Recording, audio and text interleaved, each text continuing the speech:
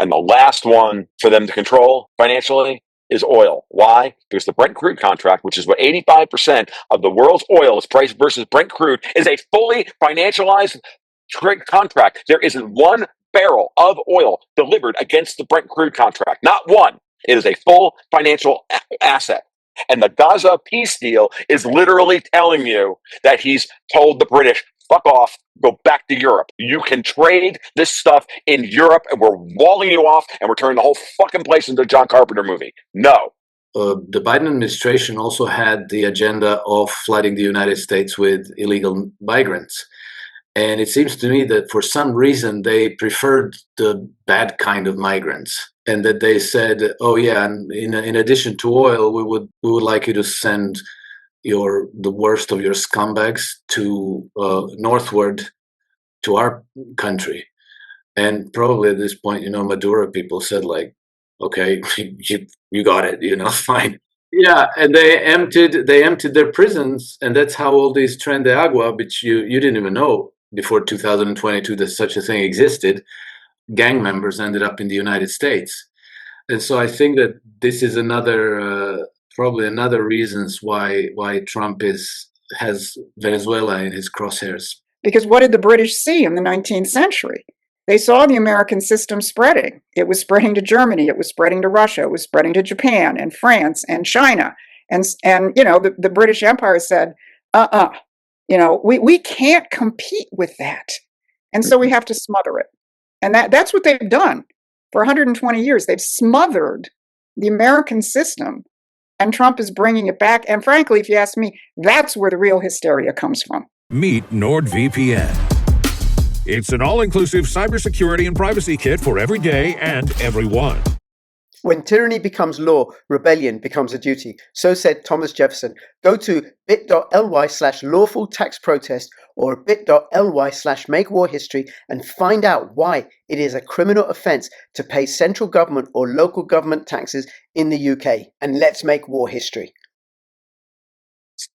Hey Susan, hey Alex, hey Tom. Thank you again. Thank you again for doing this. It's Friday the 17th of October at 7:40 p.m. UK time. And I'm grateful to all three of you that we're now doing this regularly once a month. And, there may be occasional interruptions, but this is my favorite and most successful monthly video that I do. So thank you, thank you, thank you. I'll have the links to all your materials in the description below. Naked Heiji, Promethean Action, and Go Goats and Guns. Okay, I think we decided, Alex, that you were going to kick us off. Okay, well, since it's Friday and it's going to be the next weekend, I thought I'd start with a little bit of Schadenfreude to amuse everybody. And I could not help kind of enjoying the spectacle of Vladimir Zelensky landing in the United States and lining up his crew to welcome him there for the photo op. And so he's being welcomed by his flight attendant, by Mikhailo Podolyak, by some other random person, and by his pilot. And they're doing the whole protocol as though he has been welcomed by high-level American officials.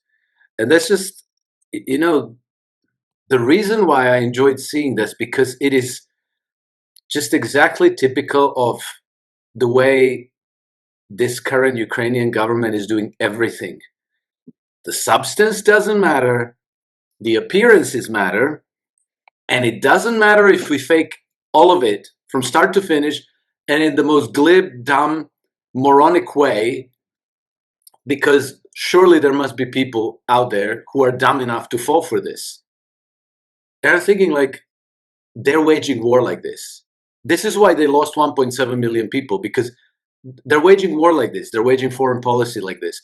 They're waging diplomacy like this. They're doing everything in exact that same manner. So I thought now him going to Donald Trump for the next round of the Wunderwaffe, which is going to be a game changer and turn everything around, this was just, almost like a karmic start of the meeting process. So Yeah. I thought I'd bring that up for another reason, because I have been trying to. Sorry, Alex, forgive me for interrupting you. So what you're saying, he landed in the US to meet with president, and there were no American dignitaries, none whatsoever, to meet him. Yes, correct. And if I'm not mistaken, it was exactly when Trump was on the phone with Putin. Yes. So yeah, he didn't even get like somebody's driver. Yeah. Like, think about Call it. an Uber. I mean, right? Well, no, it's like even von der Leyen, right? When she went to China, got off the bus, which was hilarious, and then it was at least greeted by somebody vaguely Chinese. Like, yeah. It may have been somebody's driver, but it was still like at least somebody who nominally works for the Chinese government to be greeted by the same people who just attended you on the flight over here. Wow. Thanks. I saw your tweet about that, Alex, but I hadn't quite realized what you were getting at, because I just trying to like scan through it. I saw the tweet and I'm like, okay, I know there's no fake and gay, but I didn't know it was that fake and gay. Let's put it that way. So please, Alex, carry on. Yeah, and another reason why I wanted to bring this up is because it's been difficult to read Trump. It's been psyops every day, 24/7, and people allow themselves to fall for every psyop, and then everybody's head explodes, and they start discussing, oh, now it's World War III. It's over. It's finished. Trump turned the page. He's going to give. He's sharing intelligence. He's providing Ukraine with weapon. Now he's going to give them Tomahawk. It's all over. We're going to World War III. The Alaska moment is finished. It's over.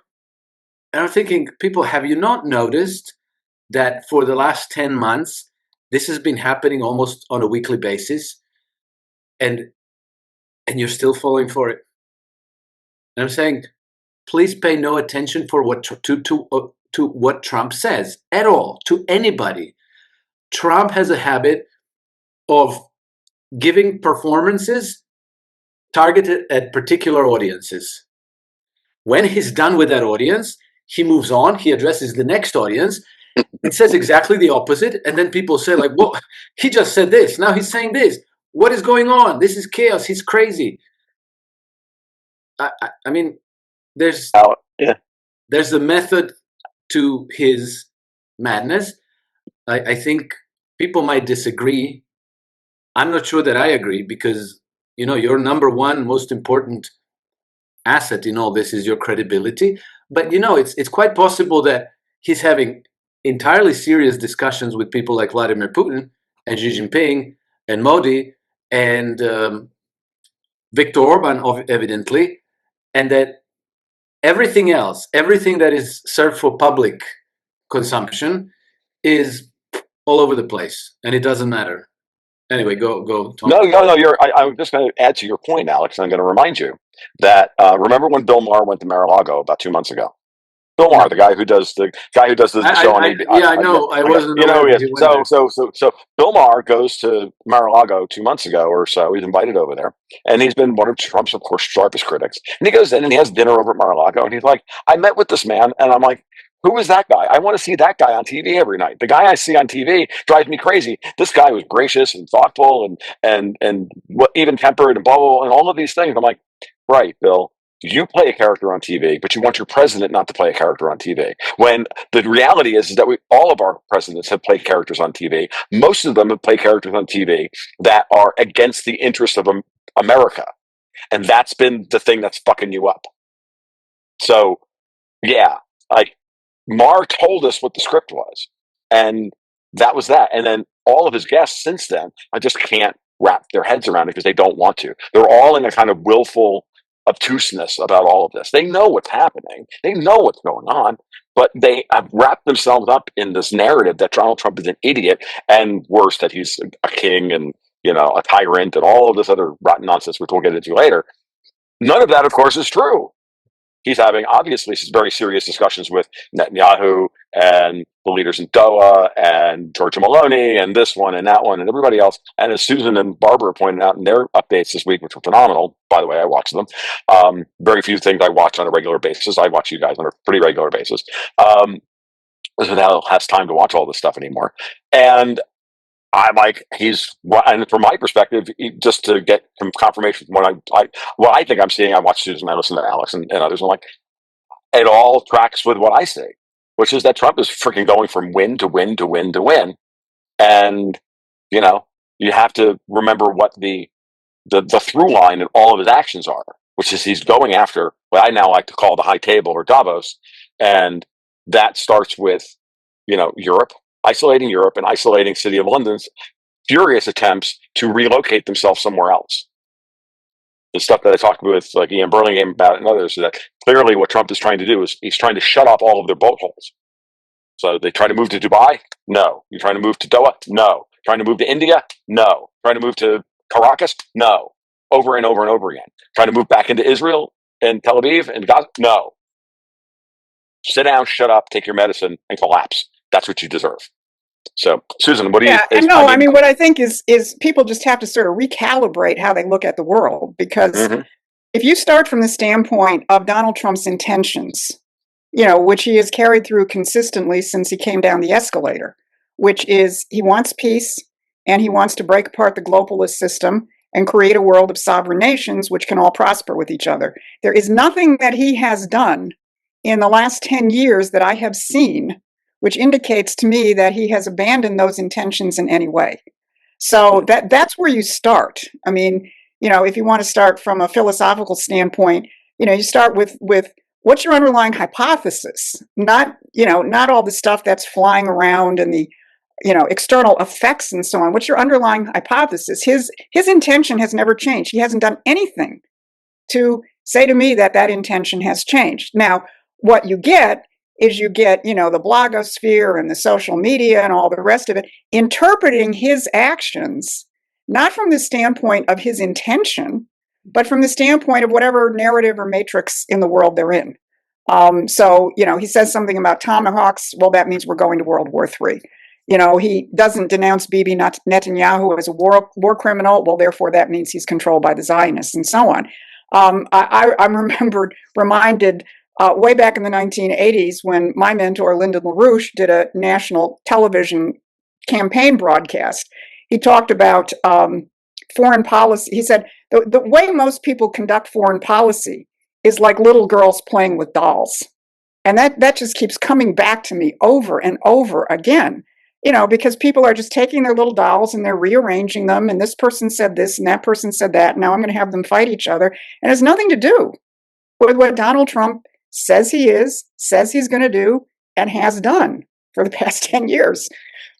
No, I agree. Another way of looking at it is, as you were going through all that, is the classic "if not A, then B" fallacy, right? If he's not this, then he must be that. If you're not a Democrat, then you must be a Republican. And this is very, very much the framework of classic British tabloid media.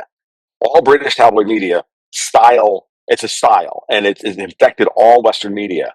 And to use that as a framework to break people into warring groups and have them like screaming at each other and not actually communicating with each other. Because if not A, then B equals no nuance, a hyperbolic discourse, which then leads people to echo chambers. And then if you really start to take that entire framework and then apply it to social media algorithms and build an entire fucking industry around it, it breaks people off into their echo chambers so that we literally have two sets of realities, if not, well, really three. There's really the people in this call who are mostly like seeing through all of it. And then you have the classic Republicans on one side, you have the classic conservatives on one side, the classic Democrats or liberals on the other side. And really what you're doing is you're watching all of these groups split apart and become even more and more isolated. And the algorithms are actually driving that. And it's a multi-level attack on our reason and our ability to actually have halfway reasonable conversations. And the only way we break through that, of course, is to sit down and have long-form conversations with people who don't necessarily agree with you on possibly anything.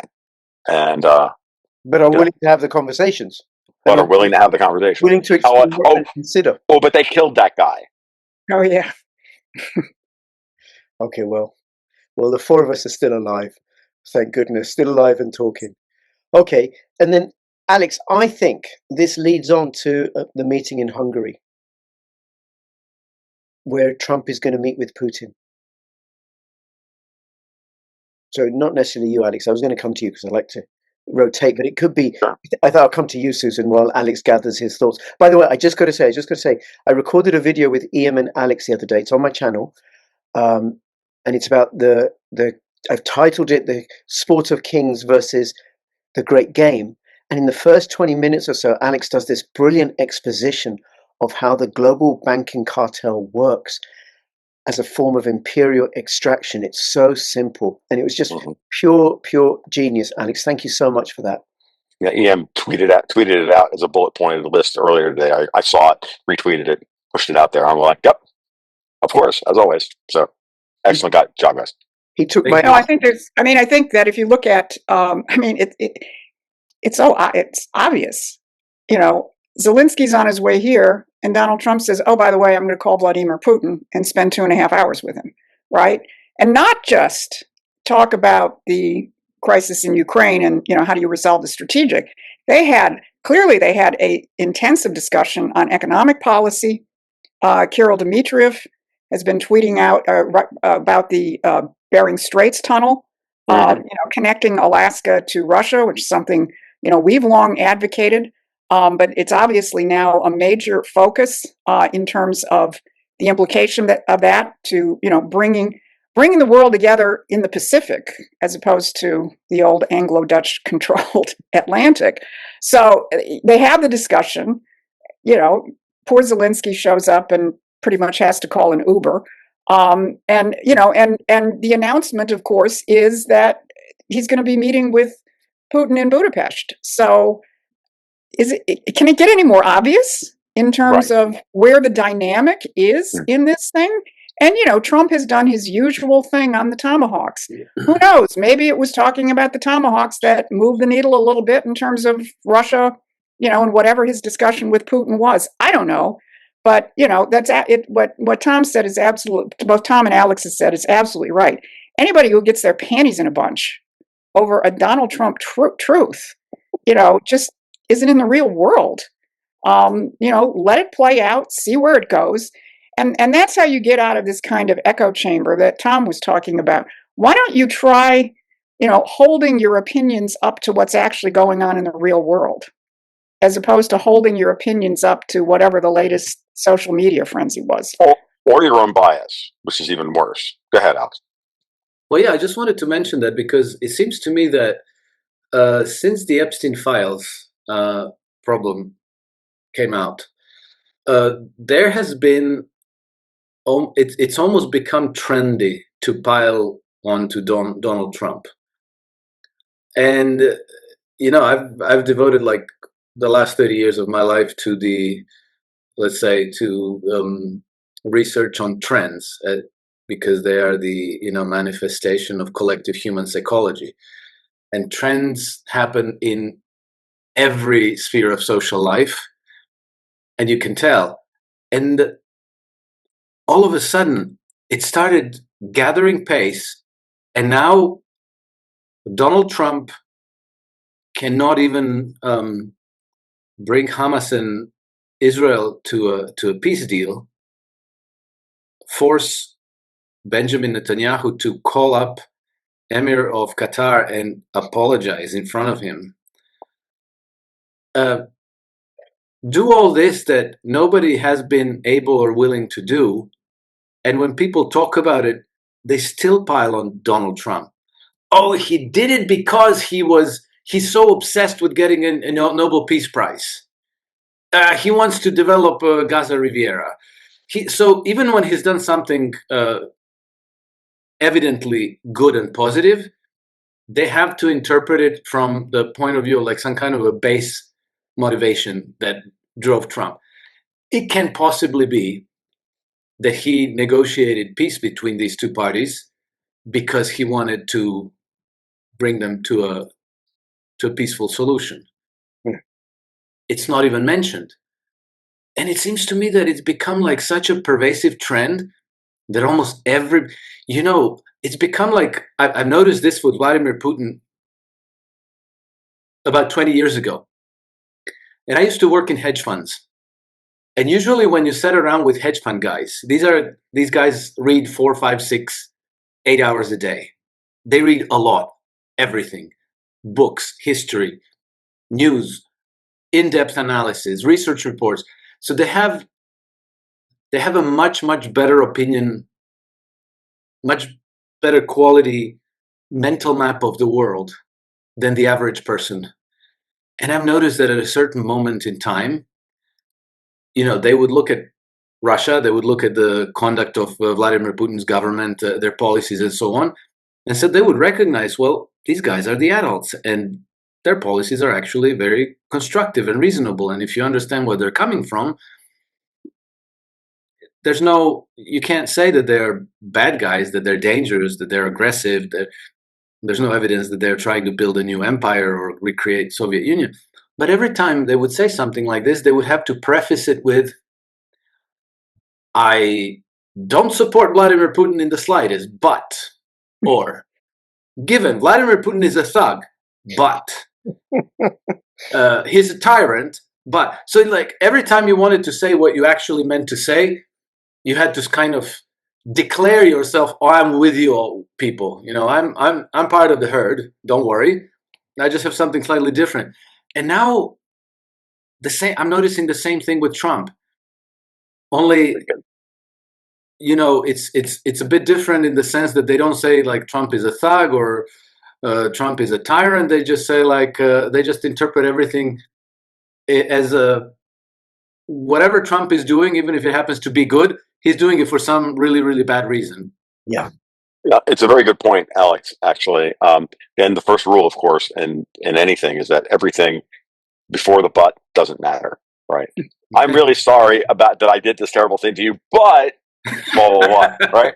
Oh, by the way, everything before the but doesn't matter. You're not actually apologizing. If I was in error, then I would apologize. There's a certain arrogance in that. It's like it's an old joke, but so yes, you're absolutely right. So in order to be able to state something rational about Vladimir Putin, you had to first declare yourself to be within the orthodoxy. But Yes.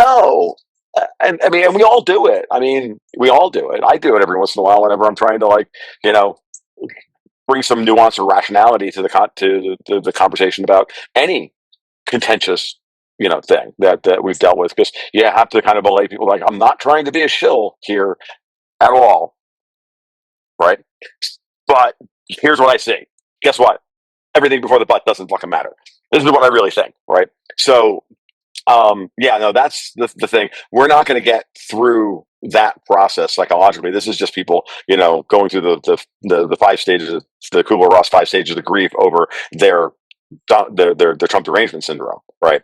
And they're just having to work through it. They're still in denial or anger or whatever it is, and it doesn't really matter. I just laugh at them. So again, yeah. I don't, and here's the other thing. This is really the other thing to think about, and this is what needs to be added to the discourse. I don't give a shit why Donald Trump is doing this.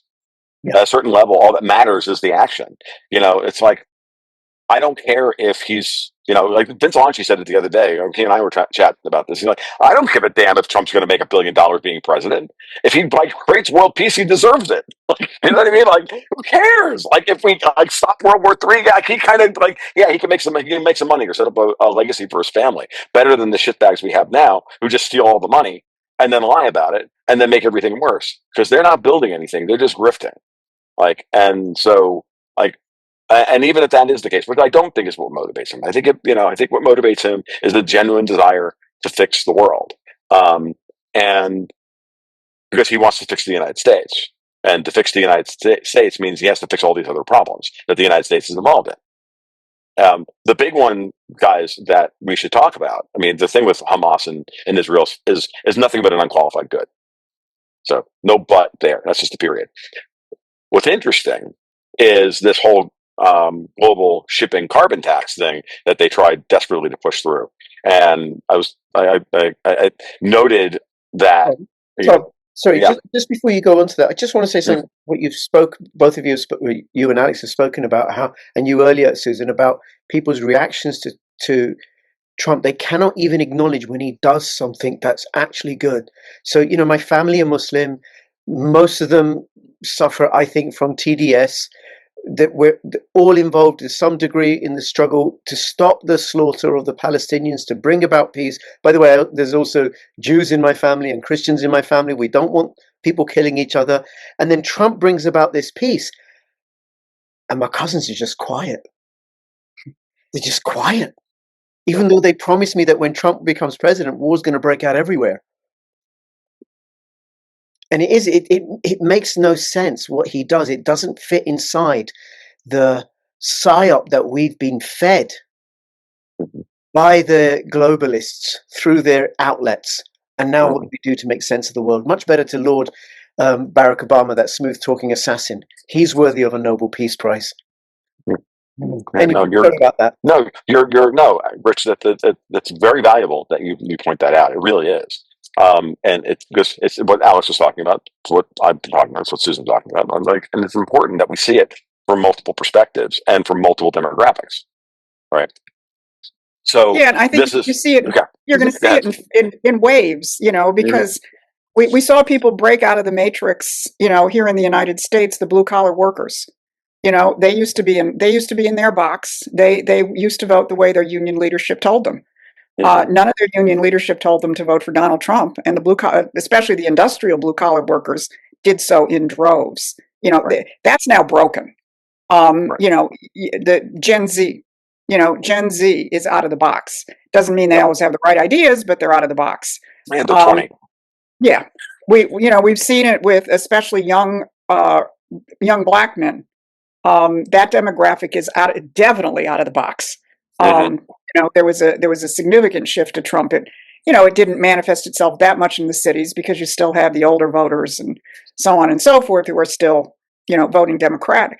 But, you see this gradual cracking in different layers of the population, and the silence from your family, Rich, just have to see how it plays out. Because I bet a lot of those blue collar workers were silent for a while when they sat there and they said, "Holy crap!" Well, we saw it here. We saw it here in Florida. We saw the shift here in Florida probably by 2018 with the old Southern blacks here in Florida and and the Hispanic community. We saw it all over the place. I saw it in my area up in North Florida. Dexter saw it in his area down in South Florida. You get to see all those blue collar guys, the guys who come to cut your grass or pick up the garbage and all this stuff, right? Or, show up to they were all out ages ago, and the only thing that was holding them in that was holding all of that together in perceptual terms was one, the fraudulent polling system, and of course two, the fraudulent voting system. And now that we're getting those things cleaned up, and we have so many wins upcoming on all of those fronts, that we're going to find out very, very quickly that America's 60-40 red, 65-35 red, and it's not even close. And but so we can continue to talk going down that down that avenue. I think rabbit hole is just a thing now. Down that avenue, we can talk about that for a while. But it's really interesting to say on the international stage, this thing with the global shipping tax is very, very powerful, because I'm sitting here reading some stuff from some people who are like, they've been at, like this guy John Conray's like, I've been at the UN for 20 years.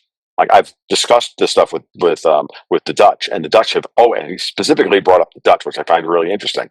That specifically, they're like, the United States has no control over shipping. That if anything we want to do about anything, we are going to ram it down the Americans' throats in the shipping industry. So that's why they were going to now bolt hole the carbon tax through shipping.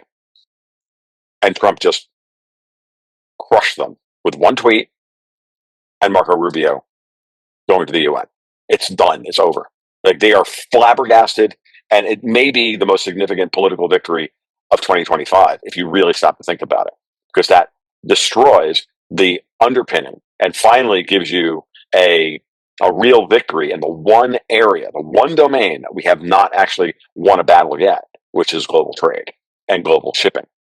Because that's the engine, that's really the engine of global trade at this point. And if they can't impose their carbon tax on global shipping to create their slush fund, to replace the NGO money, to replace that money, this thing snowballs very, very quickly into a complete freaking route for the globalists, a complete route. I have a question, because it might be related. Sure. In case somebody knows, why was Obama at 10 Downing Street the other day? Yes. I don't have a good answer for that, but we probably can all guess. We can all guess that this is what was going on, right? So, which by the way, Susan, what do you think? Hold on a second, Tom. Hold on a second. Yeah. Which kind of Obama being in 10 Downing Street could be a Hatch Act violation because he's not a government official anymore, right? Right. But what I'm wanting to know, perhaps Susan, you can answer this. But what if the Dutch are saying, "Hey, listen, Trump can't stop this. We have a hold on the shipping," and then Trump just posts this tweet, and Rubio does what he does in the UN, and the whole thing stops? How come? What power does the United States have in this sector? I can answer that. It's Go very ahead, simple. Tom. We have the only friggin' decent navy in the entire fucking world. That's why. And the most powerful consumer economy in the entire world. Yes. And we control the credit markets. And we've destroyed the LBMA's gold trade. And we're in the process of destroying the LBMA's silver trade. And copper's next on deck, and then oil. That's what's coming. I'm watching breakout. I was just doing some work for the newsletter, and so I know what I was going to write about for the month, and I'm like, oh, and then I was like going over a couple of stocks. I'm like, oh, that metal is now breaking out on the London Metals Exchange. That metal is now breaking. All these industrial metals, aluminum, nickel, lead, they're all breaking out. And that means that the primary producers whose stocks have been beaten with the literal ugly stick are all breaking out as well. And I only update these every 3 or 4 months for the newsletter, and I'm like, oh my God, it's like clear as freaking day what's happening here. Since the tariff tantrum in April, where global equity markets, like all the industrial metal stocks, and got crushed into April, and then once the tariff tantrum was over, then the attack on our bond markets and all the stuff we talked about during that time ended, and the markets stabilized and bounced. And now we've got equity markets in the U.S. that new highs and everything else. What you're seeing in the commodity markets, those producer stocks started leading the underlying metal prices higher. Meaning everybody was anticipating now with those valuations that they could take flyers on these stocks. Then Trump literally enforces the tariffs and start changing the fiscal position of the United States, and now the stocks and now the metals themselves are starting to break out technically, which tells you that the London Metals Exchange and the LBMA, that whole complex in London, is not long for this life. Wow. And that changes everything when we start talking about commodity prices and how the global economy is now going to have to be rejiggered. Well, I don't want to talk the mic for very long. Let's just leave that there and think about that, and in the context of all these other things that we're talking about. Susan, thank you, Tom. Yeah, well, I would just say, I mean, aside from the rejiggering of these kinds of things on the financial side and so on, I mean, Trump and his administration are totally focused on spinning up production in the United States. I mean, one of the big deals is the Korean deal in terms of shipbuilding in the United States, so that we're no longer, we don't have, much of a commercial shipbuilding capability under our own flag. Trump is going to change that, and across the board where you begin to look at the critical areas. Obviously, we've unleashed our fossil fuel production, but there's big developments in terms of nuclear energy, small modular nuclear reactors, more investment going into fusion, and of course the unleashing of the entire space capability partnered up with SpaceX and so on. I mean, that's where you get America's real might and real independence. And that's what's been lacking, really, for decades and decades. We gave that up. It began obviously in 1971 with the end of the Bretton Woods system, but then it's, been slicing up this sausage ever since then, where we just give up an industrial sector through deregulation, through free trade, through environmentalism, and so on. And that's where our real weakness was. The whole question of your financial markets, commodity markets, and so on, that's part of the picture. But if you don't have a strong sovereign industrial base, the rest of that is just going to be temporary. And Trump is absolutely committed to rebuilding this in a way that we haven't seen since the World War II mobilization.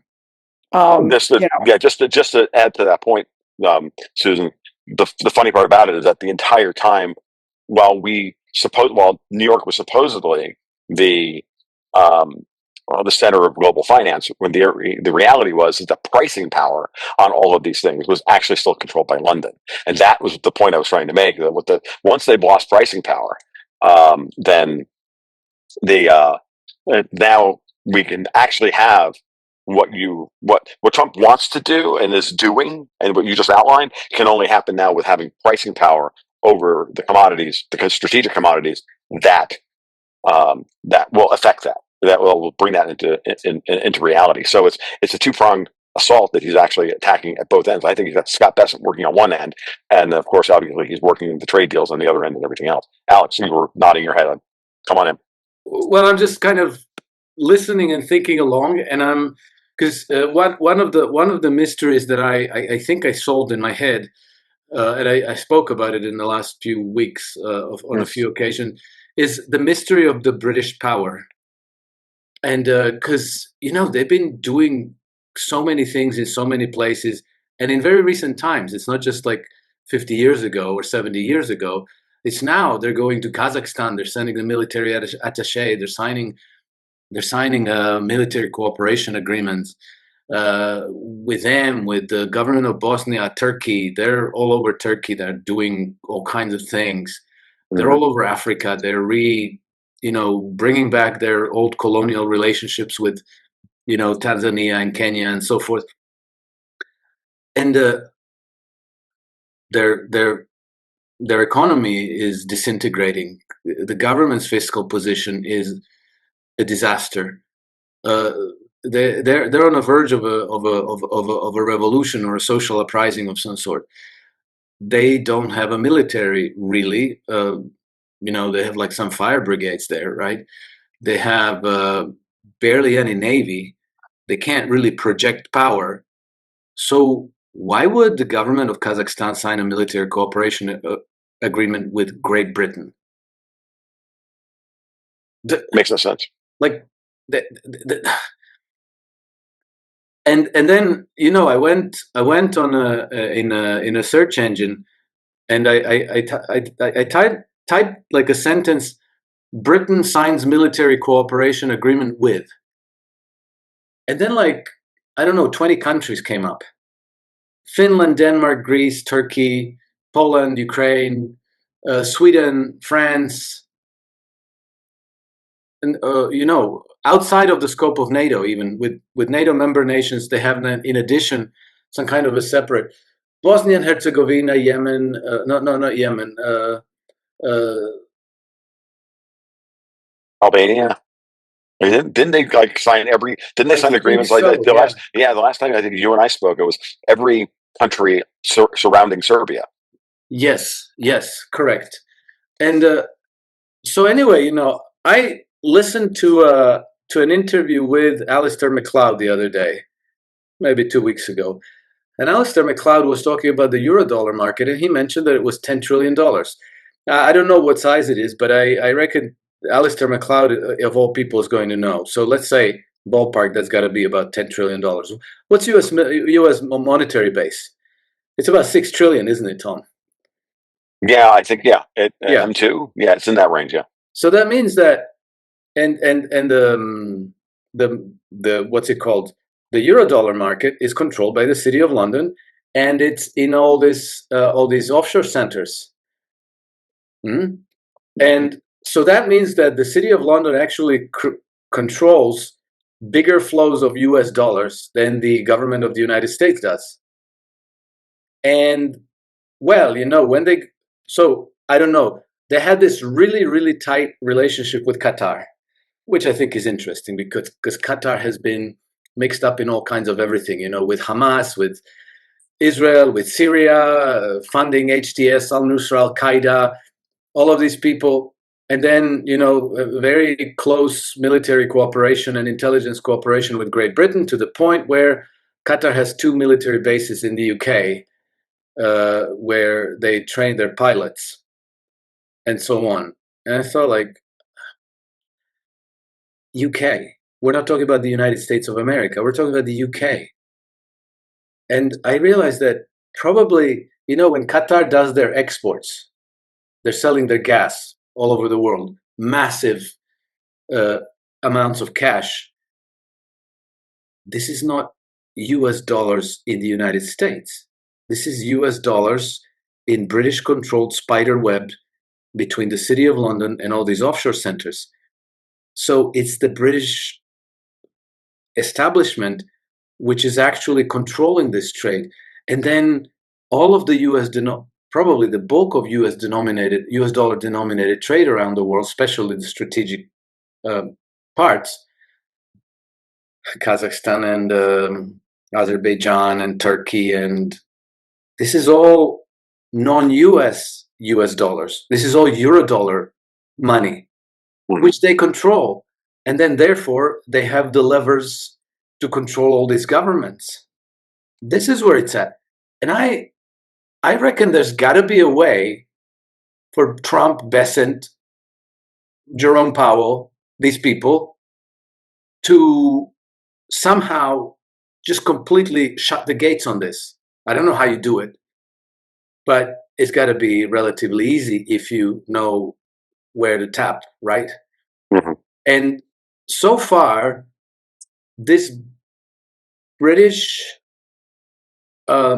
hegemony in capital markets and in commodities trade was always reliant on having people inside of the US administration who were cooperative. Janet Yellen, and probably all of them before, every Treasury Secretary before this one. Every Treasury Secretary, Tim Geithner, all of them. Of course. People at the Federal Reserve, people in the government, the Department of Justice, NSA, all of these. Eric Holder was practically getting his to-do list coming from London, right? Right. And so there's got to be a possibility of bringing that to an end. I don't know how it would be done, but I'm quite convinced that Trump is serious about doing this. And if I'm right about this, and you can figure out where you tap, where you cut. Yeah. In addition to getting an even bigger shot of Schadenfreude, this could be a trade of the century. So, yeah, Alex, I mean, I think what the administration is trying to do, because what you're talking about is big, I mean, to pull the plug on this kind of stuff is no small thing.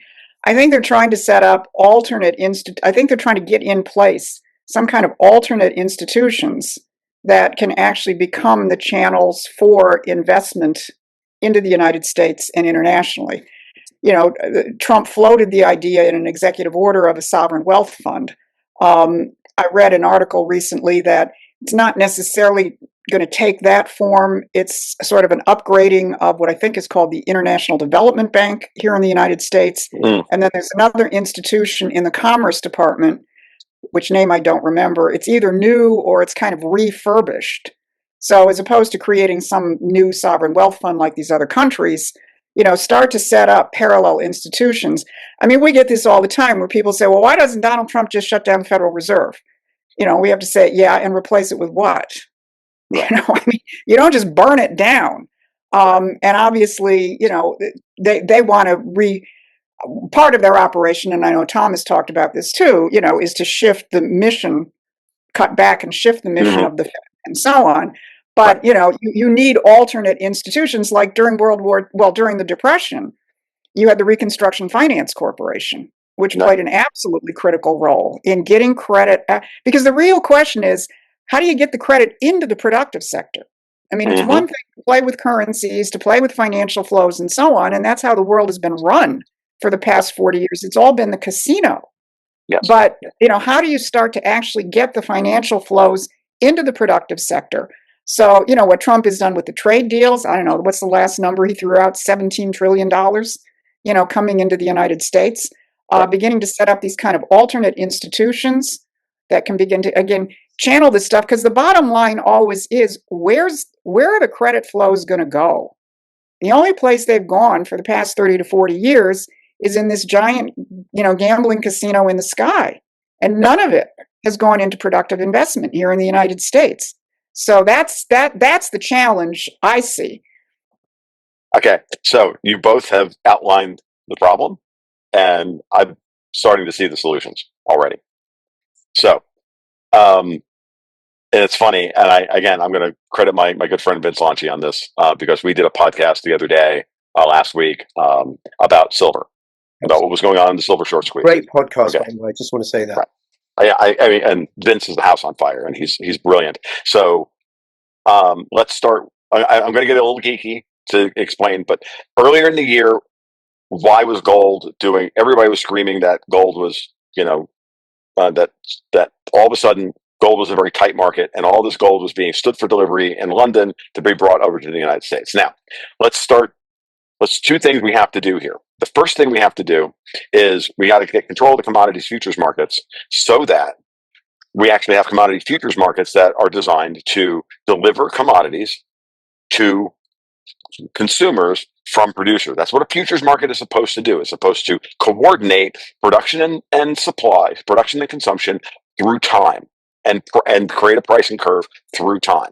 Now, what we have with the LBMA, the classic LBMA, COMEX, SLB, GLD, circle jerk, for lack of a better term, that's how they suppress the price of the metals for years in creating infinite amounts of paper versions of gold and silver, creating artificial supply of both to allow people to do.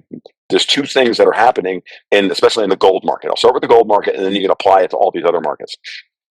Gold has there's two functions that the futures market were engaged in. One is what I just described: coordinate production and consumption over time of actual physical metal. Right. The second is allowing people to speculate on currencies and use gold as a means by which to speculate on currencies and bond yields and all the other stuff. Now, what we've seen through that whole LBMA, COMEX, SLB, GLD circle jerk is that market effectively virtualized, that system virtualized gold and silver trading, divorcing the primary function of the futures market from the actual trading of the futures market, so that we had paper gold was setting the price at the margin as opposed to physical gold. Now, so in order to get pricing leverage back in the hands of the physical markets and to disaggregate those two functions, what Vince and I talked about over 2 years ago was that we saw the beginnings of this, and China plays a very important role in this, the Shanghai Gold and Silver Exchange, because that's a physically settled market only. And it's a big roach motel. Gold and silver go in to China, and it doesn't come out, right? Very important to understand that. So now, you have to disaggregate these two things. And what Vince and I thought about when we were starting to watch these weird arbitrages between Shanghai and London and Shanghai and New York refused to close, we said, oh, we have a market that refuses to clear. That means the physical gold's all traveling east because gold is mispriced in the West.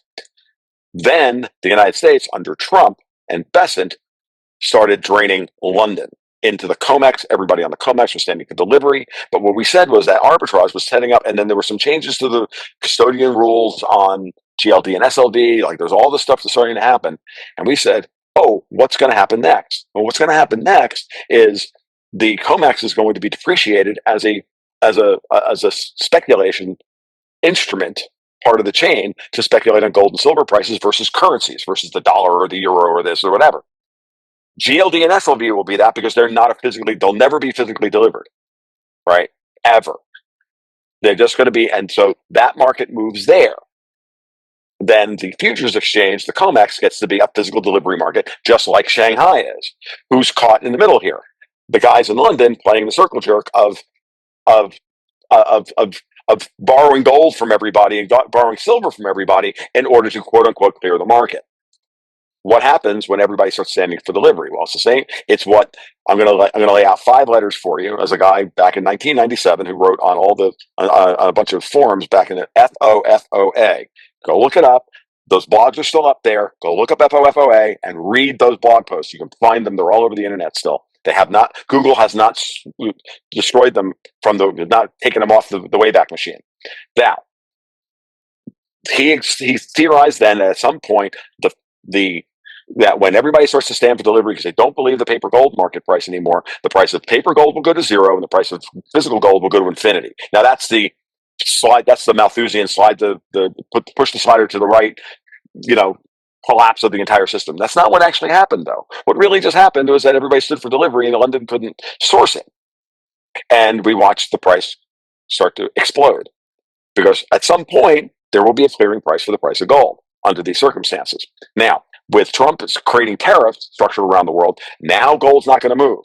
Now everybody's trying to get their gold because they're going to need to have gold in order to settle up their trade deficits and their trade surpluses on a quarterly or semi-annual basis or whatever. So all the central banks are now buying gold.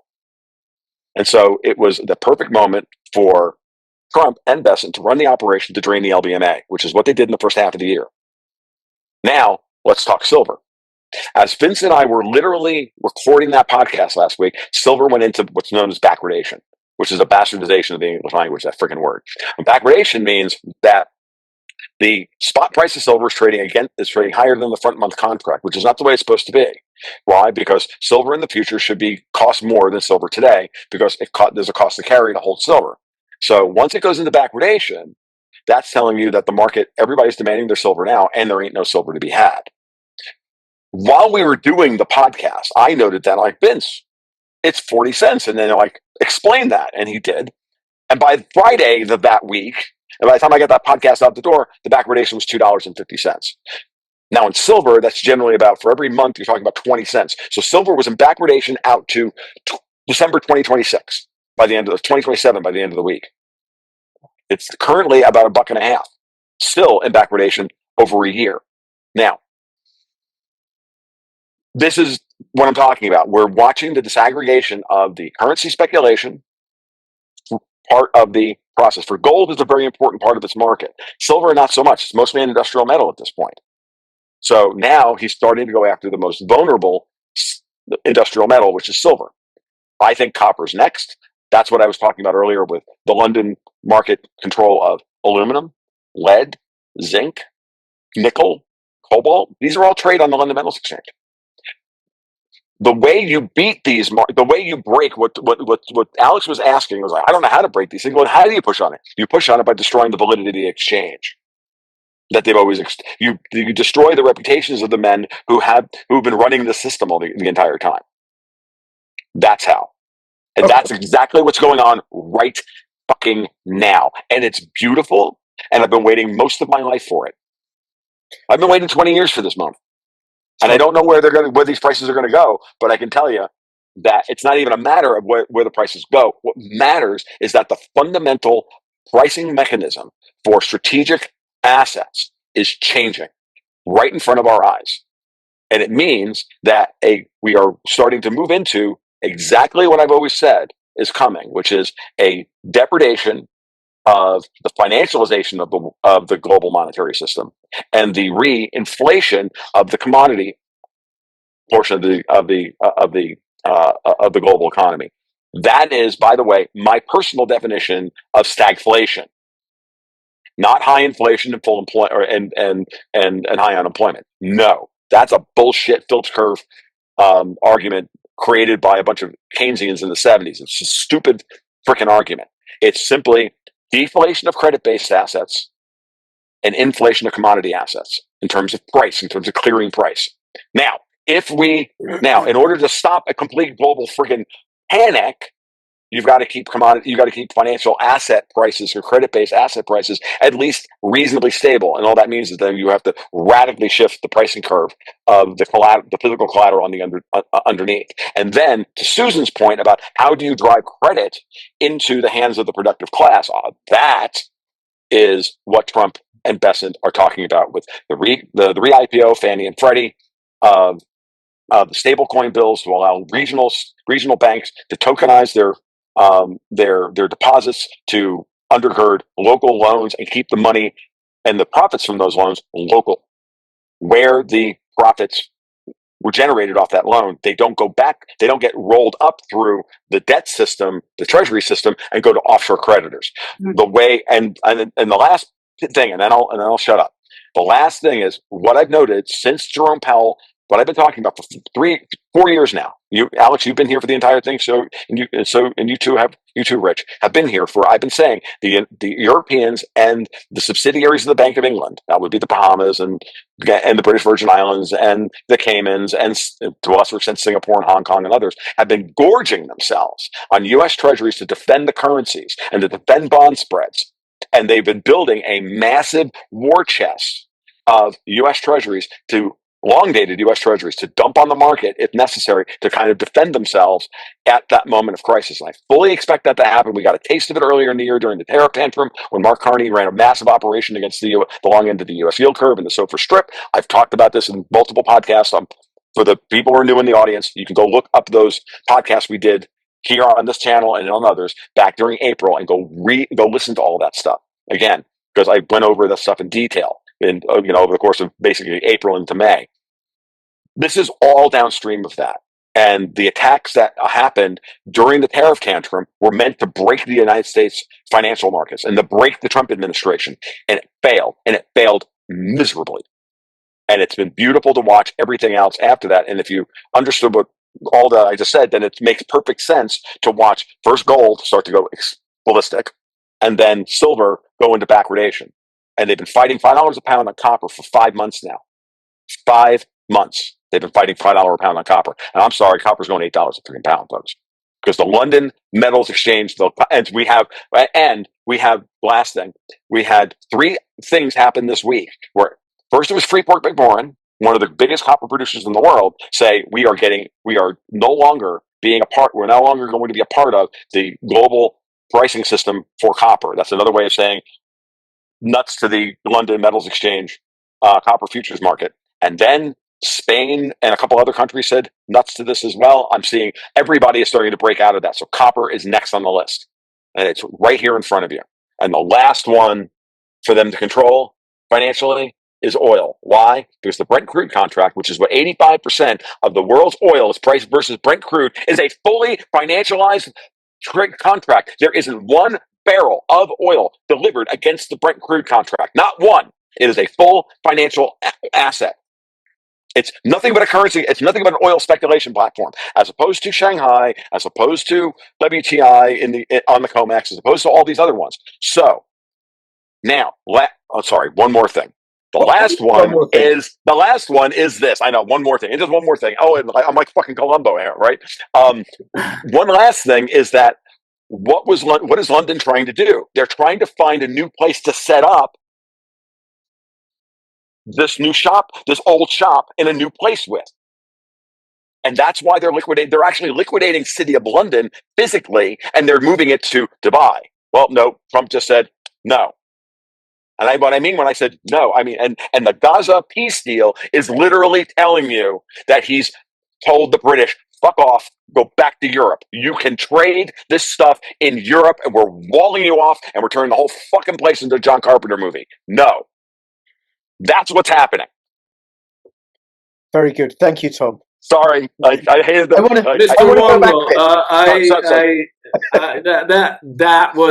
That was a standing ovation worthy. Thank you. Awesome. Give Tom a bar of gold.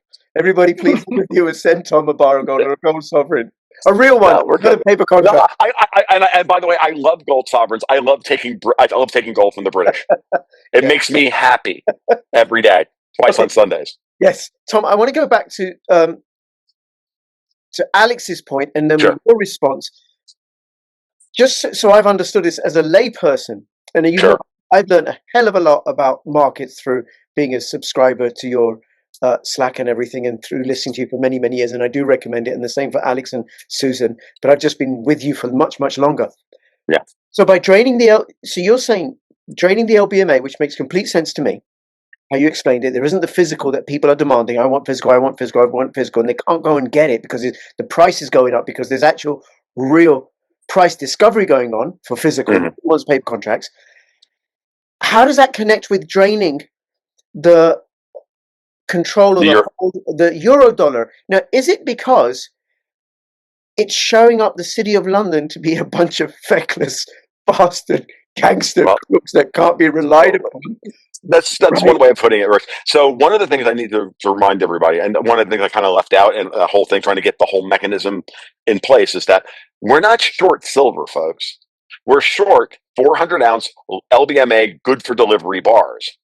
They aren't out there. Remember, those contracts are very specific. You can only build. You can't show up with a monster box of Silver Eagles, or Britannias, or Republic of Chad Keck coins, or whatever you want. You can't show up with those to deliver against that contract. You got to melt that stuff down at a Swiss refinery, or whatever, in a London refinery or Frankfurt refinery, and turn them into a stamped 400-ounce bar LBMA good for delivery bar. That's what the contract's written against.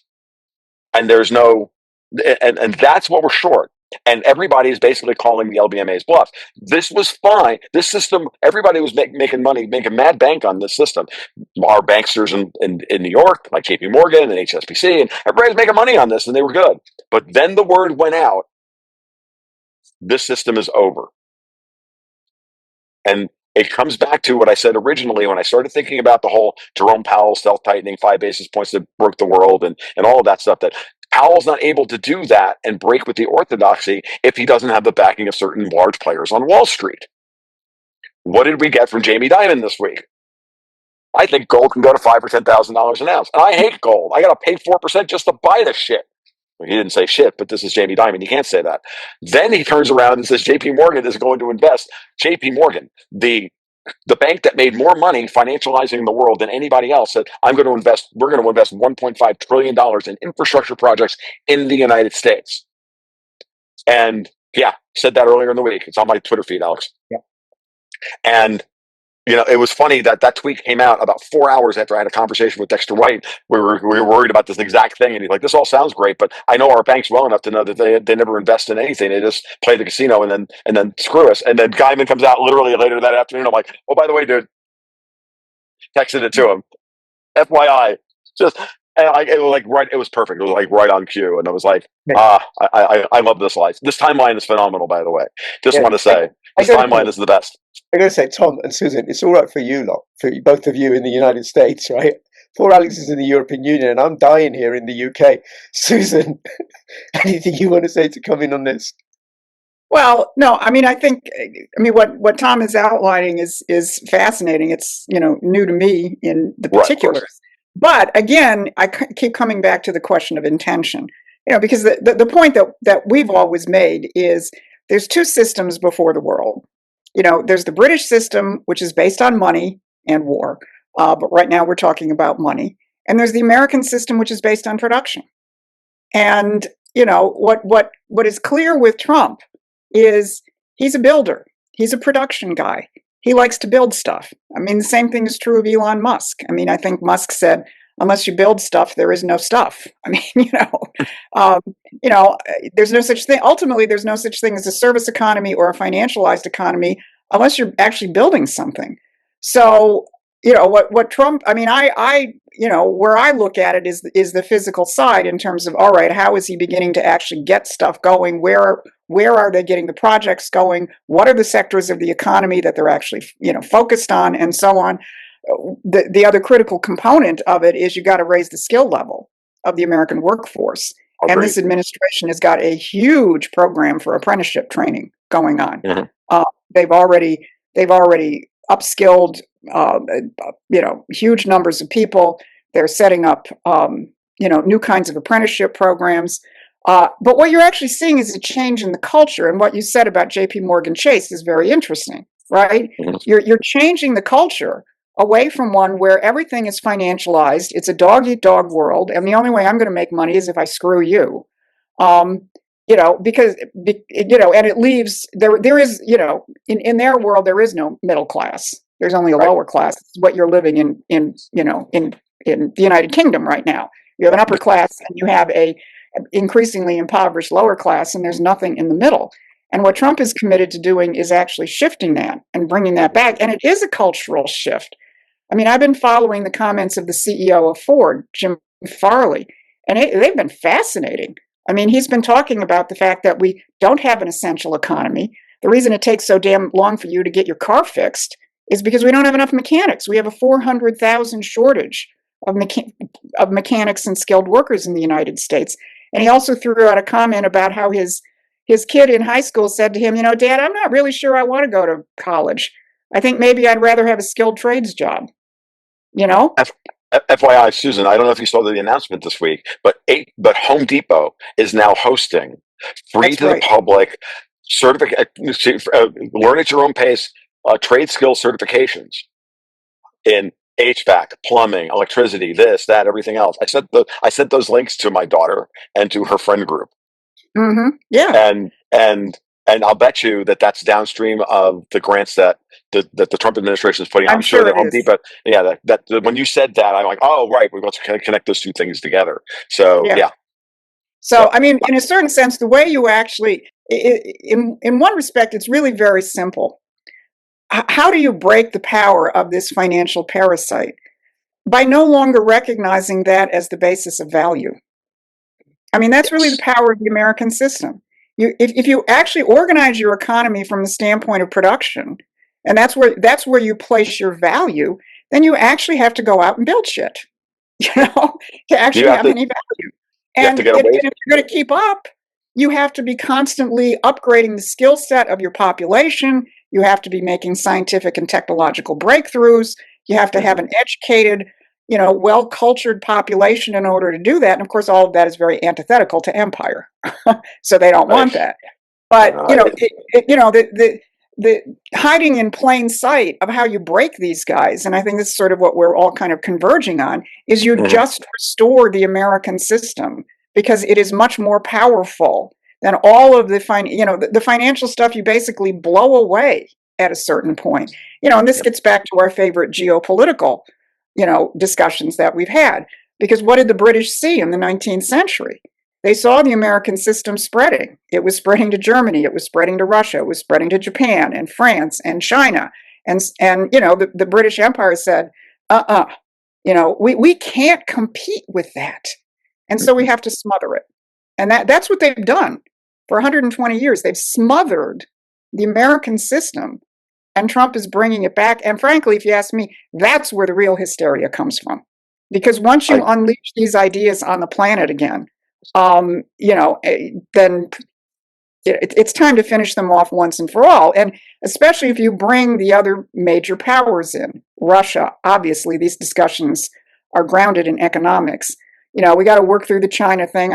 Obviously, that's a very complicated situation, I'm sure, impacted by internal dynamics, you know, in China with I guess it's the fourth plenum coming up, you know, so there's all sorts of a backstory there. Yeah. Yeah, but India, you get the major powers on board with this perspective of physical economic growth, and the rest of this stuff can basically just atrophy. At a certain point, yeah, you can pull the plug on it. You do have to have the other stuff, you know, in motion. You have to have a certain kind of foundation and so on. But this, to my thinking, is, you know, yeah, he's stopping wars. He's doing, you know, he's kicking over their geopolitical chessboard. But the reason for all of that is they do not want the spread of this kind of system of physical, and really I would call it human economics. I agree. Thank you. Agree. Alex, you want to come in? Or I can move it on. Well, you know, what Tom said and then Susan added completely makes total sense, comes full circle. I don't know that I have anything to add. I just hope that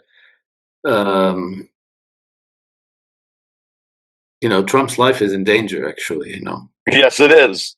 Yes, it is. Anyway, you know, hope that he lives to see all this through. And then at least his vice president is not Mike Pence. But anyway. Not only not Mike Pence, not only not Mike Pence. I mean, JD actually gets this principle. Yeah. In fact, he's used the words American system more so than Trump actually has. And he's referred back to Hamilton and Lincoln and so on. So I mean, picking JD was probably the best insurance policy Trump could have done. I mean, as good Well, as this Marco is Rubio is doing on foreign policy, I don't, and I think he's got some comprehension on some of these economic questions because I've read some of his writings. Um, as a, what is it called, social conservative Catholic or whatever. But JD really gets it. I mean, obviously, just look at his background. yeah. Yeah, and the best part about Vance, just to finish that point, is that you'll notice that Trump is sending him out to be a very vocal and active member of the administration to, in effect, to give a different face to the exact same thing. So, well, a lot of people can't stand, Trump's, mercurial nature of flipping all over the place and saying one thing to one audience and one thing to somebody else. As Alex pointed out, JD goes out there and just reinforces what's actually being done in every time he goes out there, and Trump is using his vice president in a way that I haven't seen a president do in forever. I mean, it's crazy, and I welcome it. I really do, Well, because presidents. it's almost like it's, oh, by the way, here's my insurance policy. Kill me, and you got to deal with this fucking guy, and he's a Marine. Yeah. Alex, you wanted to say something, and then I want to move this on. Sure. Yeah, I did want to say something. I forget what it was. Oh, you lost it in the chuckle. Okay, well, I'll move this on, right? So Trump has, I believe, serious anti-war credentials. It's in his heart. He doesn't want people killing. He hasn't succeeded with Ukraine versus Russia yet. He has brought about a settlement between Hamas and Israel. And I just imagine, what must he have said to Netanyahu? Say, listen, you are going to phone the Emir. You are going to phone the Emir and apologize. Right? It's like, whoa, right? What could have gone on before that call between the two? Oh, one thing that's already gone on is Trump is more popular in Israel than Bibi Netanyahu. Yes. And that was part of the strategy. Yes. That was part of how he was able to get to that point, because if he didn't get to that point, then he wouldn't be able to craft that. And that came from, I'll be honest with you, allowing the Israelis to get bombed by Iran and then stopping the war. Yep. You only get there by the way the events played out in the quote unquote 12-day war between Israel and Iran. It had to play out that way to then have Trump come in, emphatically put a fucking exclamation point on the whole thing, and then stop the insanity. Oh, you think you want this? You think you want this war with Iran? You think you want all this chaos? Oh, by the way, you only think that because you've never had to actually pay the price for it and actually live in fear, real fear. And now you're living in real fear. This is real. And I think in some ways you could use the Brené Girard term that there was a meta collapse of the worldview of the average Israeli to understand, oh, this is what the problem is. And I know and I talked to friends who were Israeli and they're very, very astute observers of Israeli politics, and they're like, yeah, no, I don't, this is what had to be done to get this done. Like, Israel is not as invincible as it thought it was, right? Yeah, they discovered that. They fucked around and found out. Now, so Trump has a track record of stopping conflicts. Yep. British have a track record of spinning them up. And now we have a border war between Afghanistan and Pakistan. And Alex and Ian and I, we talked about that. We talked about India, Pakistan, and Afghanistan in our conversation the other day. And it was after that I saw that Afghanistan had attacked several border outposts. And in the few days since, Pakistan has bombed Kabul. And now they've not sent in their army onto Pakistan hasn't sent its army into the borders. They're using the paramilitary rangers. And I defer to all of you, because I can't make head or tail, right? What is going on here?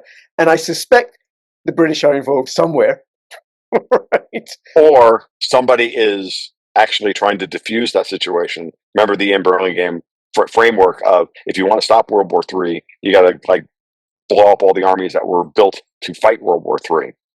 Well, the point, and a lot of Pakistan, and this is where my map of Pakistan is a little is faulty or not complete. But it's like, which factions is it the ISI that maps to the British, and what maps, and the military maps to the Saudis, and blah blah blah. There's all of that stuff involved there, and then there's Trump wanting to go back in the dog worm, and this is all happening at the same time. I think, Alex, I don't know. I'm interested to hear what you have to say about this, because my thoughts on this were a jumble. Yes. To be honest, no, just one of the. I think it was you that made the point, Alex, the other day, which is, was it deliberate that Biden left all those armaments for the Taliban to use in a later, if need be, against Pakistan or Iran or whoever? That's a good point. I didn't say that. That was Maybe Ian it was Ian, Burlingame, but I okay. think it was a very, very astute observation, because that's a lot of weapons. And leaving them behind is kind of like a random thing. I don't think it was the Biden It's not an administration. accident. Sorry? It's not an accident. Not at all. Yeah, it's hard to argue that, because usually if you can't evacuate it, you would at least destroy it, but they didn't. And then then Ian Burlingame also said that, funnily enough, the U.S. Congress declared the Taliban in Pakistan as a terrorist organization, but not the Taliban in Afghanistan. Right. Because otherwise they would not be able to provide them with military aid, or I don't know what all restrictions go with declaring somebody a terrorist organization. So they clearly made a difference there, and that couldn't be random. They, you had to have somebody had a plan, and I don't know who that was. I suspect it wasn't Anthony Blinken or Jake Sullivan. I suspect it was other factions, but unfortunately I don't know what to think of it yet, because I have to admit, I never thought of this until Ian Burlingame brought it up. But the fact of leaving $80+ billion worth of weapon and then making a distinction between, the Taliban over here, terrorists, Taliban over here, not terrorists, that cannot be an accident. I have a theory. I have a theory on this. That, let me just add something, because a few days ago there were demonstrations by a Taliban-like party in Pakistan, the TLP. It doesn't stand for Taliban-like party. I don't know what it stands for, right? But it's a useful mnemonic. Fair enough. And the Pakistani government, they shut down the internet, and there are reports of hundreds of people being killed in Lahore, in Murid, who were demonstrating. Now, this is a militant Islamist faction. So then I start thinking, well, who owns them? And then the other thing that I kind of wonder about, and this is all three of you. All three of you are to blame. The long festering conflict in Balochistan by the Baluchi rebels, and Balochistan is very, very rich in rare earth minerals, and I think oil and coal and gas as well, but it's very undeveloped, and they resent the control of the Punjabis and the Sindhis, and China's building this massive port city, Gwadar, as a counter to Dubai, and the Silk Road comes down from northern Pakistan to Gwadar so they can export their materials easily. And then there are these Baluchi rebels. And I screwing everything up. I wonder what the connections with the City of London. Where's the City of London in all of this? Has a distinctly air of limey all over it, right? What I'll say is the following, and I think that we go back to the framework that I've been working on recently, which is that you have three strata of conflict. You've got middle management, which is what we mostly interact with on a day-to-day basis with all of our politicians. Then you have upper management. And upper management, people like George Soros and MI6 and all the organized crime cartels around the world, said to the Chinese triads and Tren de Agua and all around the world. Then you have what you would call Davos or the high table or whatever you want to call it, right? What's the goal here? The goal is we've already shut off the money to middle management, right? USAID, all the NGOs, all the excess, all the public money, right? Now we have to go after the private money. And Trump is going after all the private money, all the organized crime money, the drug trade, the this, the that, all this stuff. So then you have to ask yourself, well, let's go back to the little talking point that we all know before the 20-year debacle of the Afghanistan war, which is that after the Taliban took over in Afghanistan, the opium trade in Afghanistan dwindled to almost nothing. So we went back into Afghanistan in order to reestablish the opium trade. CIA, MI6, blah, blah, blah, blah. Now we're pulling out. Or now we pulled out. And so when the Trump administration says, we're not designating the Afghanistan Taliban as a terrorist organization, it's because they are our partners in trying to destroy the opium trade, because that's part of the organized crime layer of this entire thing. Again, going back to a conversation that I had with Matt Ehret and Dexter White on the podcast, where Matt Ehret went through all of this vis-a-vis Canada and the Canadian layer of organized crime. Right? I know Alex, you've spoken to Matt about. I'm sure you and Matt have spoken about this together. So start to put all of those little bits and pieces together, and what's emerging in Afghanistan, between Afghanistan and Pakistan, may fit that framework very, very well. That this is another attack, simultaneous theater attack on the global drug and or human trafficking trade. Now you understand why Trump is so singularly focused on two places in the world. If that's your framework, and you accept that framework as even being remotely correct, or at least plausible enough to continue to follow, one is Ukraine, the fucking hub of all of this shit, and the second one is Venezuela. Okay.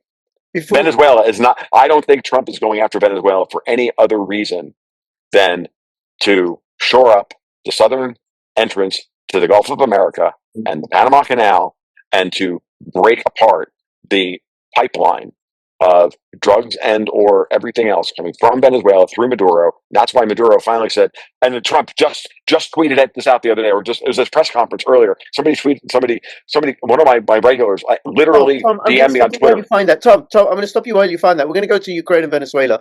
Susan, I just want to know if there's anything you want to comment on the Afghanistan-Pakistan situation. No, I mean, I think that's really interesting. I wasn't even aware of some of those nuances, although, Right. I mean, it is obvious. You really just don't walk up and leave $40 billion worth of military So I equipment. haven't. So I mean, you can't. There's no degree of incompetence. I mean, that's what Trump calls it, incompetence. I mean, he's making political points. There's no degree of incompetence that could explain that.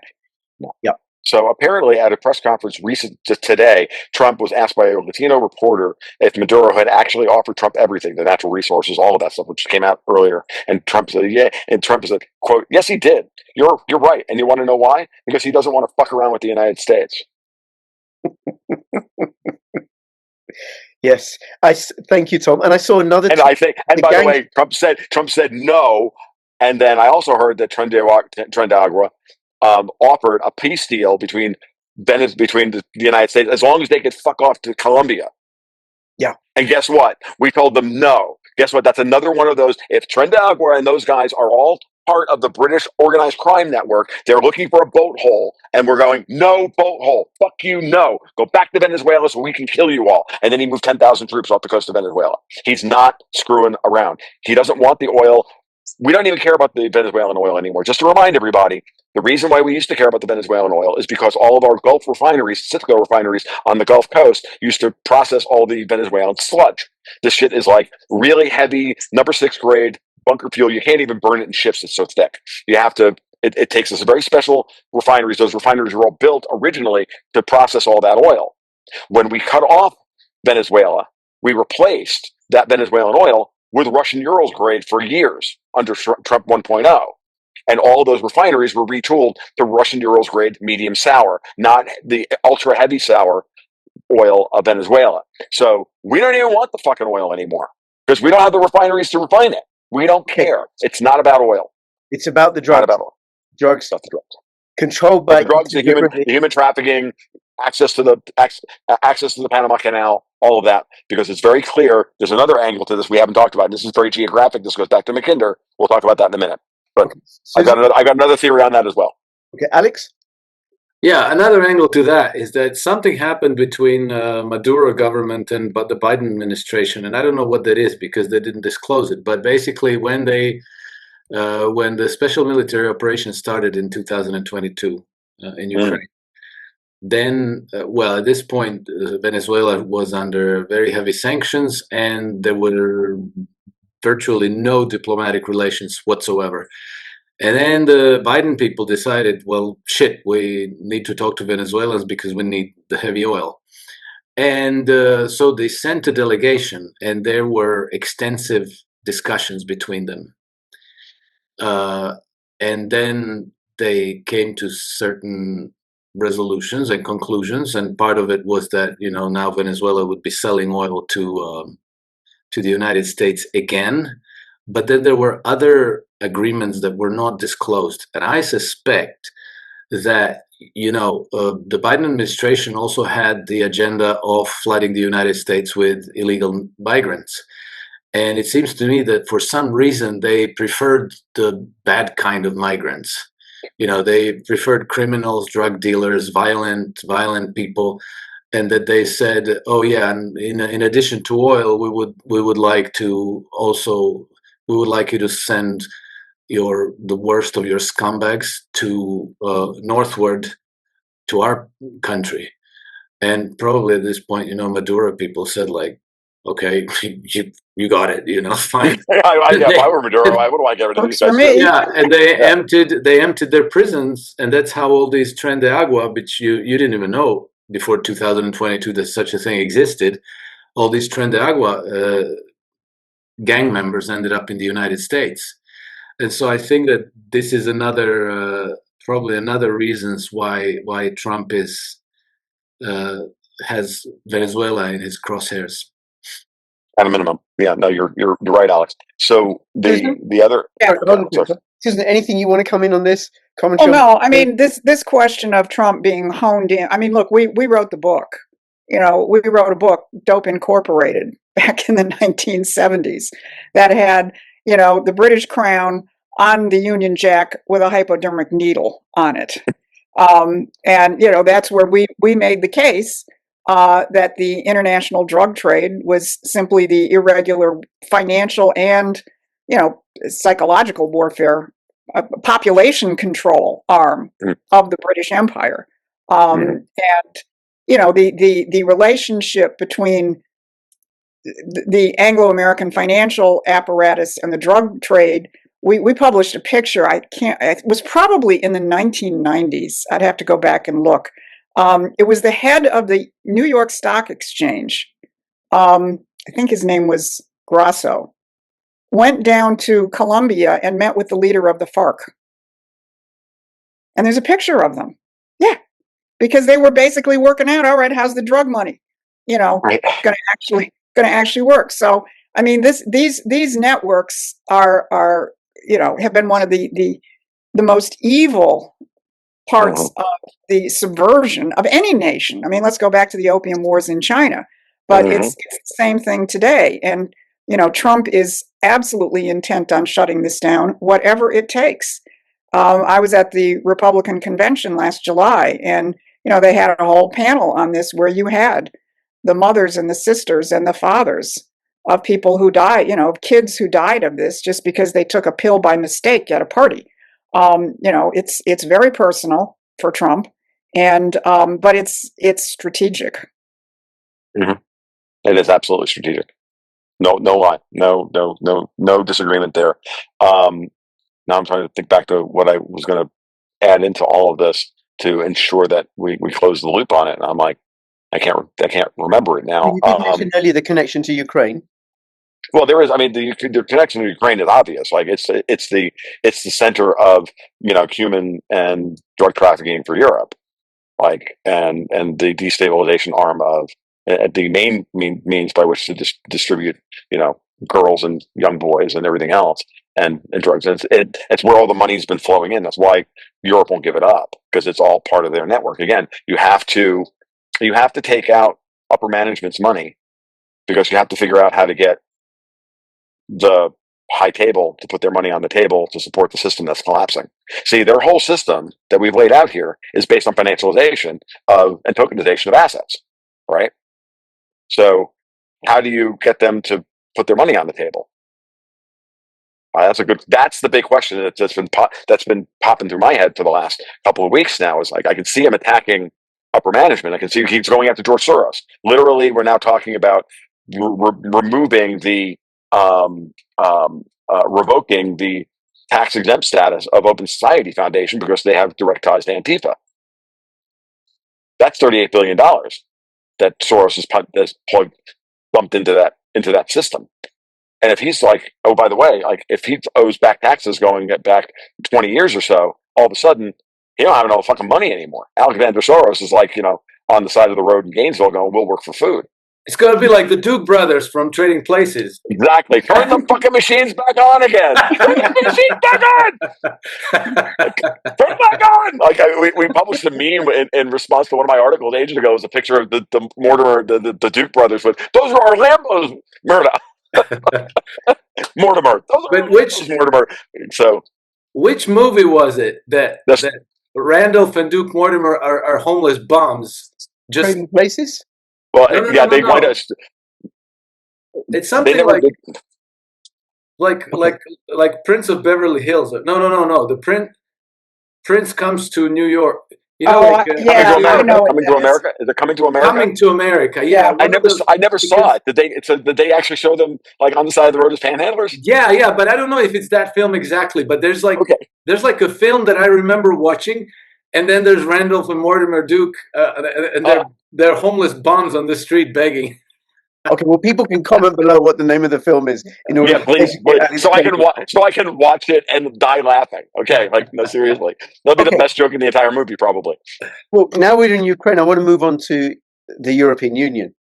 How and delighted and thrilled the European Union leaders are that Trump has brought peace to the Middle East, and that he's now going to be ending this mass slaughter of Europeans in Ukraine and Russia. And just how thrilled they are and working in partnership with him.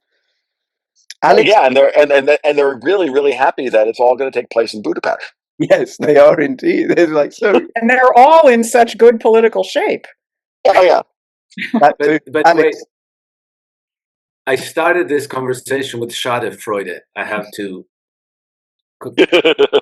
bring in more Schadenfreude to the conclusion. I thought it was so amazing. So last Sunday, when was this? This was the 12th, I guess, of October, or 11th of October. Bridget Phillipson, the British Secretary of Education, goes to a Sky News interview. And they're obviously reacting to Trump's announcement of peace, because the British, their whole shtick for centuries has been keeping everybody at war, but pretending that you want peace, and then turning around and telling your public, there's nothing we can do. These people are so primitive and violent, and they're beset by these centuries of irrational hatreds. We're just doing the best that we can. It's super complicated. And then, this very unsophisticated orange man walks in and he figures it out, right? And makes peace. Well, Hitler. You're going to say Orange Hitler brings about peace. Orange Hitler, exactly. With his Jewish real estate buddy.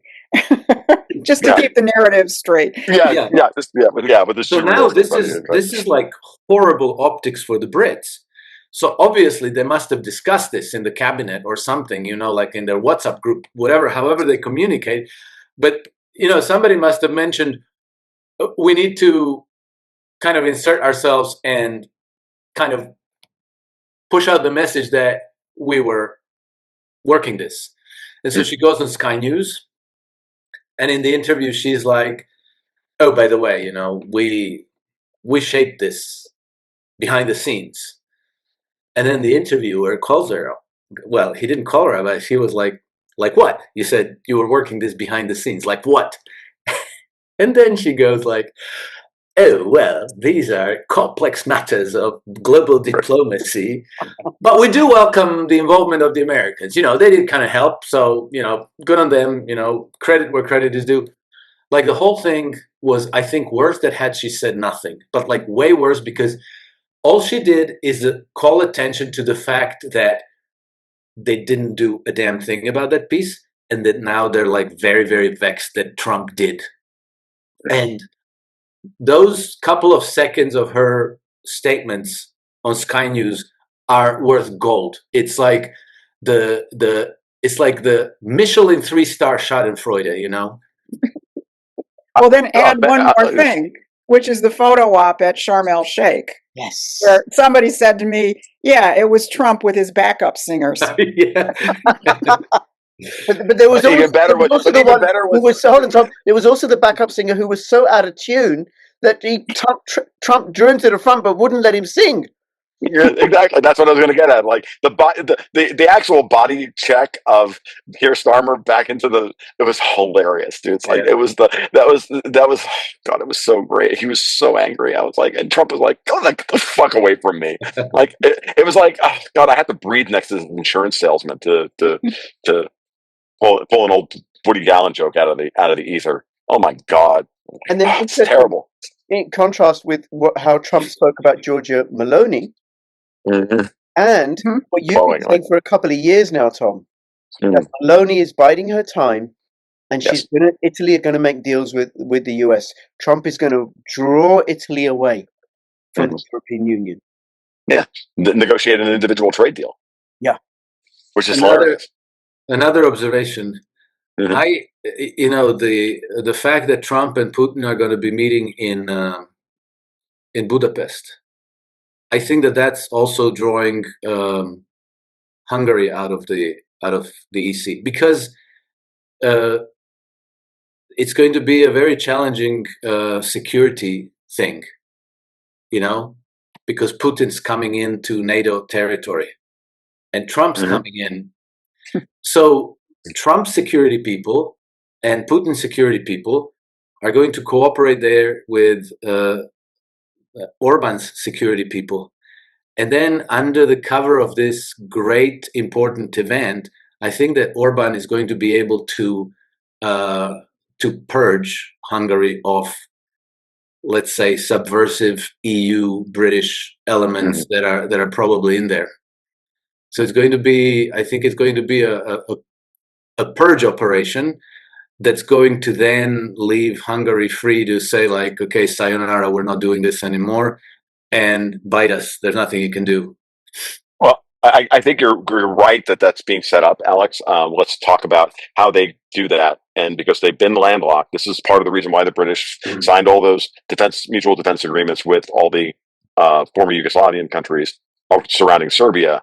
And that's, of course, I think how Trump is going to have to fly, or certainly how Putin's going to have to fly in to Budapest, right? He's not going to be able to fly over any other, he's not going to be able to fly over Ukraine. Oh, no. Sorry to interrupt you, Tom. Sure. No problem. Putin is going to fly where Trump says he can fly. Because if Trump tells Poland, Romania, Bulgaria, Hungary, Czech Republic, Austria, whatever, Putin's plane is flying through, make sure it's not interfered with in any way. They will not even say, they will not make a peep about it. Because you remember when Evo Morales' plane was flying across Europe, and the Obama people thought that Edward Snowden was on. Right. They made France, Spain, Italy. They made them close their airspace. Yeah. Illegally. They broke international law because Obama told them to. Yeah. So these people have no, if Trump tells them. It'll be interesting, Alex. I think what I was getting at was that you're right, that maybe the what I was going to was I was shift to Poland, because in order for Hungary to be able to walk away from the EU, there has to be a path to Hungary having an ally on some form of coast, because they're a landlocked country. This is something that's been communicated to me many, many times by Hungarians and about what the problem is for them. And so now let's talk about Karol Nawrocki as the president of Poland, who's clearly not in the British camp. He is clearly not aligned with Radek Sikorski and Donald Tusk and all the rest of them. And so now you have Poland that is split at the top of its political power structure. Tusk keeps trying to play the Ursula von der Steyen game, and he keeps making himself look stupider and stupider. But this is going to be a very interesting moment in this, and this is that thing where I've been saying for years: if the Poles, as a political entity, had 3 working brain cells, they would have some third class diplomat be talking to some third class Russian diplomat to figure out a way to get over themselves and start working out the details. Of course, the Germans have been saying, and the French and the rest of Brussels have been saying, you can't do that. They inserted Donald Tusk into Poland to ensure that Poland could not break out of this system. Now, we're in Poland is now unsettled. And I'm telling you, whatever peace deal can come out of Ukraine, Poland will have to get a gib. And that gib is going to be a lot, I think. I've always thought that. And from the beginning of the war, I'm like, in order to get Poland to sign on to anything, they're going to have to get something. And they want their traditional Polish lands back. And it's going to be, and I know the people are like sick of this war too, because they're the ones who've borne the brunt of, a lot of the Ukrainians fleeing the chaos. A lot of a lot of Ukrainians in Poland, and they haven't integrated. And Poles are very unhappy about that. That's why Noraki is the president. I mean, why PIS was put back in charge. So this is a very interesting moment. But we're setting this table now, and the way you start to break the European Union is, of course, you keep pressuring the three-legged tripod of Italy, France, and Germany. And we've already pressuring Italy. France is on the verge of having to get rid of and scrap the Fifth Republic. And I'm sure that the United States is putting massive pressure on the French military to finally say enough is enough with this fucking Macron guy, because the only way he stays in power is with the backing of the French military. And when things like this get like this in France, from what I understand, peanut gallery, correct me if I'm wrong, but this comes down to the French military will determine what comes next. And the only reason that Macron is still in power is because he still has them nominally on his side. Because remember, last week, well, leading up to von der Staten's no confidence vote. Remember when, as Macron was putting together governments that could last a day, he kept saying, I heard a rumor that came from Joaquin Flores, that what Flores reported was that apparently Macron was saying, I will abdicate as president if you can guarantee me that I get to become a European Commission president. Basically, overthrow Ursula von der Leyen. Now, that was on the 7th, and knowing full well that the no confidence votes were happening on the 9th, because they'd already been scheduled. You can see what Macron was trying to do. And he took his chance, he took a shot at becoming upper management, and he got slapped down. Yeah. Very interesting. So now what? Like, I look at, and all I'm just waiting for, I'll tell you right now, all I'm really waiting for is for somebody to finally just start really calling Christine Lagarde's bluff in the fucking bond markets, and this whole thing starts to unravel fast. Okay, staying with the European Union, Susan, anything you want to say about this, how you see it playing out? Well, I mean, to me, the fundamental thing is most of these governments, Germany, France, Britain, are fundamentally unstable at this point. So they're not really playing with a whole lot of cards in their deck. And I think Trump is, maneuvering this terrain in Trumpian ways that I probably don't understand. One of the things I will point out now, just to put a bow on this, is that the European Union desperately wants fiscal and political integration. These unstable governments in major European countries may actually be part of their ridiculous plan. You liquidate, you create a dysfunctional government in the UK. You make them the worst, just like they did with Biden. It's the same situation that they did with the same game plan that they ran in the United States. Make the most dysfunctional government possible and force it on the people. And then effectively you're into liquidation phase of the UK, now France, possibly Germany, in order to get them so desperate that they accept fiscal and political union. Okay, that's their model, and they run it and they try and run it all the time. And I think that ties into Agenda 2030. That we get rid of national governments, and then we have overarching supranational organizations like the European Union, like the United Nations. Well, that's why the United Nations. That's why the United Nations wanted to implement their maritime carbon tax through global shipping. They needed their independent revenue stream to undergird their what was coming as a new European bond market. Yep. Like, how are you going to go to the digital euro if you don't have? That's why they keep trying to give the European Commission tax and spend authority. That's why they keep trying to do these things. They're trying over and over and over again to create out of whole cloth a whole new European bond market centered in Brussels from the EC, give them tax and spend authority, and then start the process of creating the real United States of Europe. They understand that that's what they have to do in order for the euro to survive and for the European project to survive. Okay. But no one wants the European project anymore. No. And then Trump keeps strengthening and supporting Orban and Meloni. And then Orban can still use his veto because Hungary still has a veto. And the European Union want to get rid of that veto. And Orban vetoes that. Now, one of the hunches that I have a hunch. And then don't forget Robert Fico in Slovakia. Don't forget Giorgia Meloni in Italy. And then all they really need is 4 votes to, even if they get rid of the veto. What are they going to change it to? They can't change it to majority. They have to go to like 75%. So you can get 4 or 5 countries to say no to any. Then they're still fucked. So that's why the alliance that's forming in Eastern Europe is so very important. And then Meloni becomes the kingmaker. Okay. Now I have a hunch that at some point during this term, Trump is going to pull out of the United Nations and NATO. Susan? Yeah. Hey, don't ask me to forecast what Donald Trump is going to do. What I will say is I wouldn't see that until we get through the midterms. Yeah.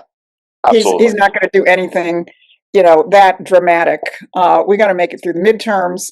Obviously, this Supreme Court decision, which may result in a lot of redistricting in the United States, is going to make a big difference. Of course, that's going to affect the congressional map. That's not going to affect the Senate map. The challenge is not just to keep what we've got. The challenge really is to try and get 60 senators. It's a heavy lift. But I think Trump's got his plate full for the next year. But if he hangs on to his majority, if he increases his majority, if he gets that 60 votes in the Senate, those might be the most timid things he does. Agreed. Okay. One last thing. I think this is the last thing. And I wonder how this ties in with the relationship between Trump and the British Empire. King Charles is praying with the Pope. I'm sorry, he's doing what with the Pope? He's going to the Vatican and he's going to pray with the Pope. Any ideas of the Anglican? You mean the American Pope? Oh, Tom, you are brilliant. I was just thinking of the Roman Catholic Pope. But this is the first time in 1600 years, since 1600, I believe. Yes. Oh, it gets more and more interesting. Okay, we shall watch that. Anything else any of you want to say before we finish up? No. I think I've said enough today. Yes, I've said too much already. Yeah. Yes. Alex, you? I had a question, but I can't. It was like from maybe 20, 30 minutes ago. I had a question.